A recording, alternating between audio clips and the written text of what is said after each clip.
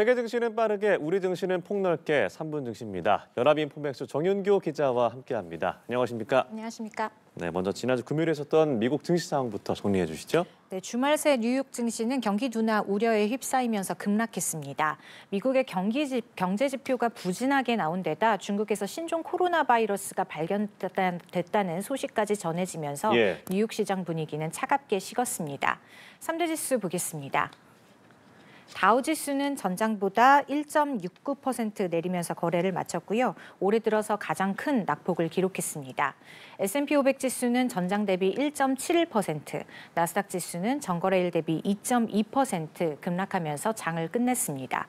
이날 뉴욕 금융시장에는 경제 지표들이 쏟아졌는데요. 새 경제 지표들은 일제히 경기 둔화 가능성을 시사하면서 투자 심리를 냉각시켰습니다. 네, 딥시크 충격 이후에 좀 회복하는가 싶었는데 많이 빠졌군요. 자, 말씀하신 경제 지표 어떻게 나왔습니까? 네, 먼저 미국 소비자들의 경제 신뢰도를 반영하는 소비자 심리 지수가 급락했습니다. 2월 소비자 심리 지수는 64.7로 1월 수치보다 7포인트나 떨어졌고요. 소비 심리가 빠르게 꺾이고 있는 것으로 조사되면서 시장은 불안감에 휩싸였습니다. 더 큰 문제는 미국인들이 앞으로 물가가 크게 오를 거라고 예상했다는 점인데요.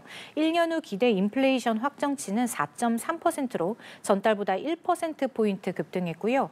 5년 후 기대 인플레이션은 3.5%로 1995년 이후 30년 만에 가장 높은 수준을 기록했습니다.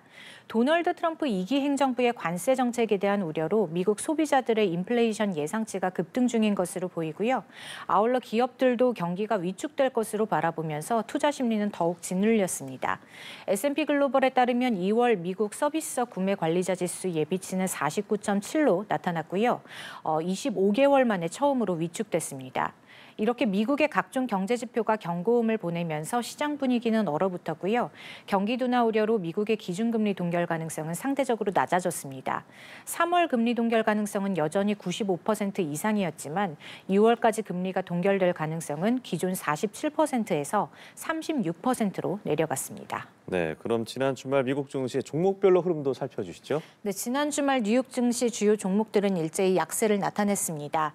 기술주부터 보면 매그니피센트 7 종목 중에서는 애플만 약보합으로 선방했고요. 테슬라와 엔비디아는 4%대, 아마존과 알파벳은 2%대, 마이크로소프트와 메타 플랫폼스는 1%대로 후퇴했습니다. 반도체 대부분이 내리면서 필라델피아 반도체 지수도 3% 이상 급락했고요. 미국 최대 보험사 유나이티드 헬스케어 그룹은 7% 넘게 고꾸라졌습니다. 다만 미국인들의 소비 둔화에도 필수 소비재 수요는 유지될 거란 분석에 존슨앤존슨, 코카콜라, 맥도날드 같은 기업들은 강세였고요. 중국에서 신종 코로나 바이러스가 검출됐다는 소식에 제약사 주가도 동반 상승했습니다. 모더나는 5% 넘게 올랐고요. 화이자는 1.5%, 암제는 1.7% 상승했습니다. 네, 다음으로 국내 증시도 점검해 보도록 하겠습니다. 지난주 금요일 코스피는 어떻게 마무리됐습니까? 네, 코스피는 고점 부담에도 소폭 오르면서 2,650대에서 장을 마쳤습니다. 코스피 종가는 전장 대비 0.02% 오른 2,654.58로 집계됐습니다. 지수는 장 초반만 하더라도 약세를 보이는데요. 장 막판 낙폭을 줄이다가 상승 전환했고요. 코스피는 단기 급등 부담에 큰 폭의 움직임은 자제했습니다. 시가총액 상위 종목 중에 삼성전자는 0.3%, SK하이닉스는 1.2% 빠졌고요. 반면 LG에너지솔루션은 0.5%, 삼성바이오로직스는 0.7% 올랐습니다. 업종별로는 철강주와 자동차주가 강세를 보이면서 지수 하단을 받쳐줬습니다. 네, 말씀하신 대로 철강주가 급등세를 보였는데 어떤 소식이 있었습니까? 네, 국내 철강업계는 그동안 중국발 공급 과잉의 몸살을 알아왔는데요. 우리 정부가 철강업계를 보호하기 위해서 불공정 무역에 단호하게 조처하기로 하면서 철강주 주가가 급등했습니다. 산업통상자원부 무역위원회는 중국산 후판의 덤핑 사실과 국내 업체의 실질적 피해를 추정할 충분한 근거가 있다고 밝혔고요. 중국산 후판에 대한 덤핑 방지 관세 최대 38% 부과를 기획재정부 장관에게 건의하겠다고 했습니다. 이번 결정으로 국내 후판 3사는 수혜를 볼 것으로 점쳐졌고요. 포스코홀딩스는 5%, 현대제철은 3.5% 뛰어올랐습니다. 네, 마지막으로 이번 주 증시의 흐름은 어떨지 전망해 주시죠. 네, 이번 주 코스피는 한국은행의 2월 금융통화위원회와 미국 엔비디아의 실적 발표를 주시하면서 변동성을 확대할 것으로 보입니다.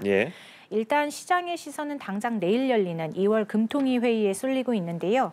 연합 인포맥스 컨센서스에 따르면 국내외 기관 21곳 중에 20곳이 0.25%포인트의 금리 인하를 예상하고 있고요. 금리 인하는 보통 증시의 호재로 여겨집니다. 다만 매파적인 발언이 뒤따르거나 환율 변동성이 확대되면 단기적으로 조정을 받을 가능성도 있습니다. 이어 27일 예정된 엔비디아 실적은 전 세계 투자자들의 초미의 관심을 끌고 있는데요.